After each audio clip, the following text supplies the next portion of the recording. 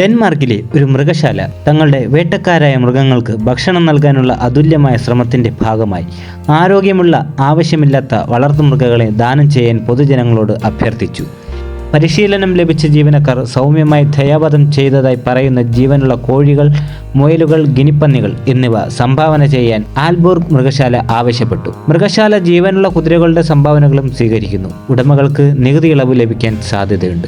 ഇൻസ്റ്റഗ്രാമിൽ പോസ്റ്റ് ചെയ്തുകൊണ്ട് മൃഗശാല വിശദീകരിക്കുന്നത്, മൃഗങ്ങളുടെ സ്വാഭാവിക ഭക്ഷണ ശൃംഖല അനുകരിക്കേണ്ട ഉത്തരവാദിത്തം തങ്ങൾക്കുണ്ട് എന്നും ചെറിയ കന്നുകാലികൾ നമ്മുടെ വേട്ടക്കാരുടെ ഭക്ഷണത്തിൻ്റെ ഒരു പ്രധാന ഭാഗമാണ് എന്നുമാണ്.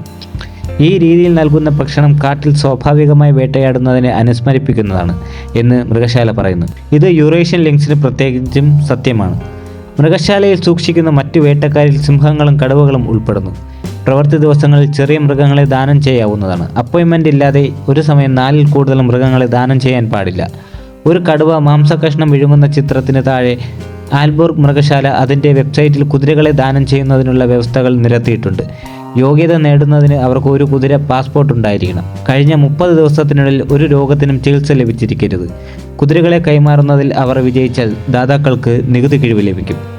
മൃഗശാലയിലെ മാംസഭോജികൾക്ക് വർഷങ്ങളായി ചെറിയ കന്നുകാലികൾ ഭക്ഷണം നൽകുന്നുണ്ടെന്ന് മൃഗശാല ഡെപ്യൂട്ടി ഡയറക്ടർ പിയ നീൽസൺ ഒരു പ്രസ്താവനയിൽ പറഞ്ഞു. മാംസാഹാരികളെ വളർത്തുമ്പോൾ അവയ്ക്ക് മാംസം നൽകേണ്ടത് അത്യാവശ്യമാണ്.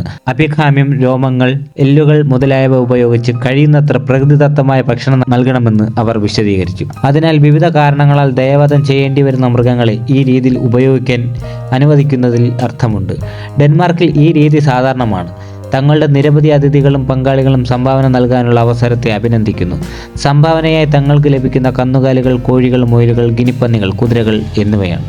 2014 കോപ്പൻഹാഗൻ മൃഗശാല ആരോഗ്യമുള്ള ഒരു ജിറാഫിനെ കൊന്ന് അവയുടെ വേട്ടക്കാർക്ക് ഭക്ഷണം നൽകിയപ്പോൾ സോഷ്യൽ മീഡിയയിൽ ശ്രദ്ധ നേടി. ഡാനിഷ് മൃഗശാലയിൽ പുതിയൊരു ആൺസിംഹത്തിന് ഇടം നൽകുന്നതിനായി 2 കുഞ്ഞുങ്ങൾ ഉൾപ്പെടെ 4 സിംഹങ്ങളെ ആഴ്ചയ്ക്ക് ശേഷം ദയാവധം ചെയ്തു. അവനെ പ്രതിരോധിക്കാൻ കഴിയാത്തതിനാലാണ് സിംഹങ്ങളെ ദയാവധം ചെയ്തതെന്ന് കോപ്പൻഹാഗൻ മൃഗശാല അധികൃതർ അന്ന് പറഞ്ഞു. വിവിധ കാരണങ്ങളാൽ ഇവിടെ നിന്ന് പോകേണ്ടി വരുന്ന ഒരു മൃഗം നിങ്ങളുടെ കൈവശമുണ്ടെങ്കിൽ അത് ഞങ്ങൾക്ക് ദാനം ചെയ്യാൻ മടിക്കേണ്ടതില്ല, മൃഗശാല പറഞ്ഞു. പരിശീലനം ലഭിച്ച ജീവനക്കാർ മൃഗങ്ങളെ സൗമ്യമായി ദയാവധം ചെയ്യുകയും പിന്നീട് കാലിത്തീറ്റയായി ഉപയോഗിക്കുകയും ചെയ്യുന്നു.